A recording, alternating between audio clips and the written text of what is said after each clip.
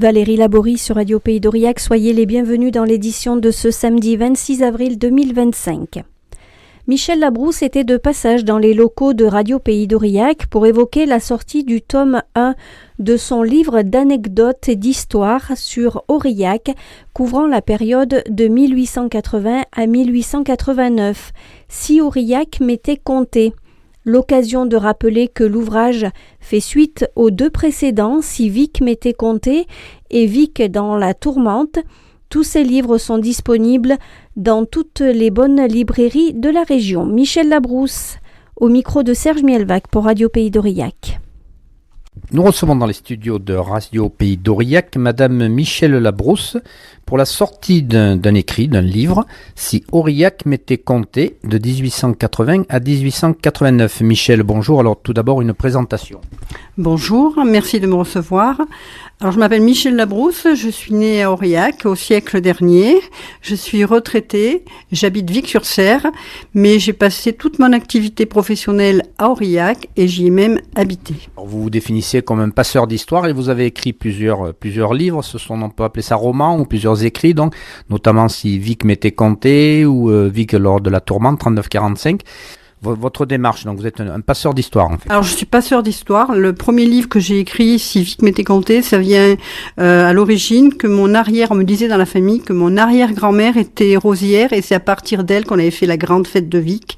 Évidemment, je n'en croyais rien quand j'étais gosse. Et quand j'ai eu des documents dans les mains, voilà, j'ai commencé à faire des recherches et à écrire.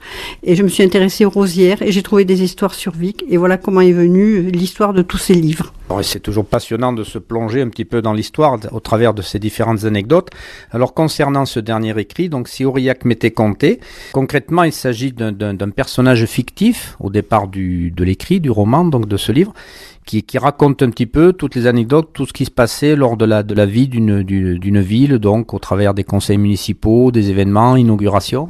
Oui, voilà, c'est tout à fait ça. C'est un personnage totalement fictif qui va nous amener dans les rues d'Aurillac et qui, à travers son expérience, puisqu'il se décrit comme employé à la mairie d'Aurillac à l'époque, il va nous amener sur les traces de nos ancêtres, quelque part, dans ces rues que nous connaissons tous et peut-être si mal. Si mal, parce on découvre au travers de cet écrit qui sont des faits qui ont réellement existé ou des événements ou inaugurations et on découvre un Aurillac un petit peu surprenant.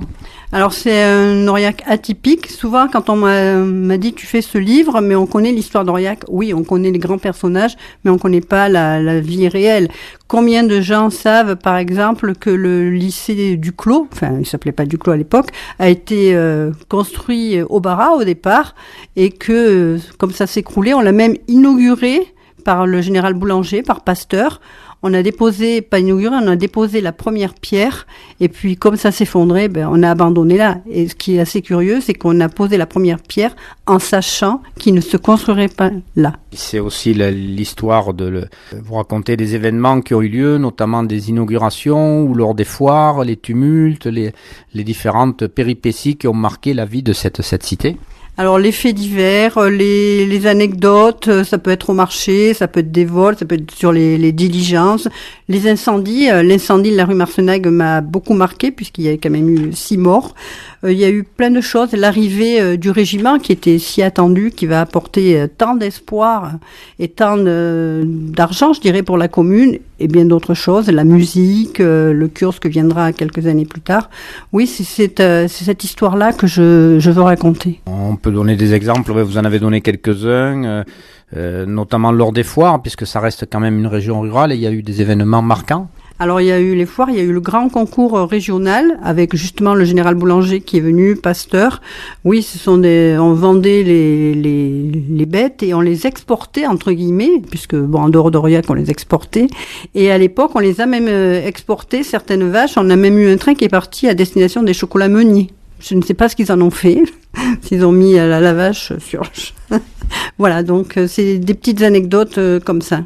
Tout ce que vous avez écrit, tout ce que vous avez découvert et transcrit dans ce livre, vous l'avez découvert comment? Vous avez trouvé les archives, votre documentation? Alors les archives municipales avec les procès-verbaux, les journaux. Alors il y a plusieurs journaux, c'est très très long, ça demande j'ai travaillé 3 à 4 heures par jour pendant plusieurs mois, c'est assez long et voilà. Donc ça repose uniquement sur des écrits. Je ne dis pas que c'est la vérité, parce que parfois les journalistes racontent un peu n'importe quoi, mais ce sont uniquement des écrits. Puis vous avez vous-même qui habitez Aurillac, vous avez découvert des choses surprenantes? Alors j'ai trouvé des choses surprenantes. J'ai découvert l'origine, par exemple, de Sainte-Eugène. Pourquoi ça s'appelait Sainte-Eugène? J'ai découvert qu'il y avait des duels. J'ai découvert d'où venait le cygne qui est au square. J'ai découvert qu'à ce moment-là, on a fait beaucoup de choses. C'est le moment où on a fait l'alignement des rues. La rue des Forgerons était tellement étroite que les calèches ne pouvaient pas passer. On a fait les égouts, on a fait l'abattoir, on a eu le régiment, on a eu l'hôpital qui va se construire, bientôt le kiosque. C'est une période en pleine... Aurillac est en pleine métamorphose à ce moment-là. L'arrivée du chemin de fer également? Alors l'arrivée du chemin de fer est déjà venue. Alors ce qui est assez curieux, c'est que la gare, on sait tous où elle est, c'est que les habitants d'Aurillac, il y avait deux quartiers, enfin deux cantons à l'époque, le canton nord et le canton sud, et le canton nord se plaignait que tout partait dans le canton sud, puisque les rues se développaient plutôt vers la gare, comme dans toute ville d'ailleurs. Alors, ce livre a été écrit aux éditions Mal au Loir, c'est ça? Mal au Loir, ce sont des éditions Mal au Loir de Vic-sur-Serre, donc qui éditent plusieurs auteurs, aussi bien régionaux, locaux que de toute la France. Ils n'ont pas de thème en particulier. Un livre que l'on peut retrouver dans toutes les bonnes librairies. Vous avez prévu des séances de dédicaces? Alors, on les retrouve dans toutes les librairies d'Aurillac, à Vic-sur-Serre, oui, bien sûr. Il y a déjà eu 2 dédicaces. Il y en a d'autres qui sont programmées à point virgule. Il y a des participations à des salons, Vic, Paul Mignac, Sedège, La Roquebrou, Chalvignac, et bien d'autres encore. On rappelle donc le titre de ce livre, tome 1 de 1880 à 1889, Si Aurillac m'était compté. Merci Michel. Merci beaucoup de m'avoir reçu. Merci. Michel Labrousse au micro de Serge Mielvac. La ville d'Aurillac autorise la vente de muguet sur le domaine public le 1er mai sous certaines conditions. Le muguet doit être vendu en l'état, sans racines, vannerie ou poterie, sans autres fleurs ajoutées, sans papier cristal ou cellophane. Les vendeurs doivent se situer à plus de 60 mètres des boutiques de fleurs installées sur la commune à l'année. Interdiction de vendre le muguet en grande quantité avec installation de plus de 10 mètres carrés, tables, chaises ou véhicules. Interdiction d'afficher ou attirer l'attention du consommateur par des appels ou annonces. Affichage de façon apparente et lisible du prix de chaque article. Les exposants ne devront laisser aucun détritus ou emballage sur le domaine public sous peine de verbalisation. Toute dégradation sera facturée. C'est sur cette information que nous terminons notre édition. Merci pour votre écoute et votre fidélité.